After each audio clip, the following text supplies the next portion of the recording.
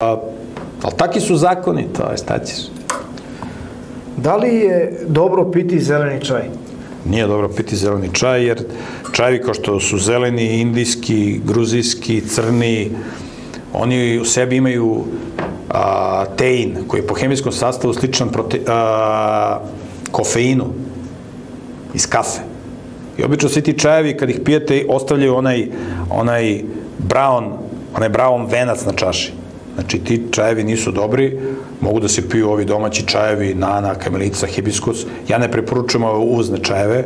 Svi ovi uvozni čajevi, to je hemija, to mislim, to je loše, a to se po kafićima prodaju ti uvozni čajevi, to je kao fancy, da ne spominjem sad imena tih firmi. Najbolji su, ako se pije čaj, da se piju ovi domaći, rinfuzni iz prodavnice zdrave hrane ili u filtren vrećicama, ovi domaći čajevi koji nemaju nikakvu hemiju. Nana, kamilica, hibiskus, ne znam šta još sve ima. Tako da to je, ali čaj nije neophodno da se pije kod čovjek zdrav. Dovoljno da se pije voda.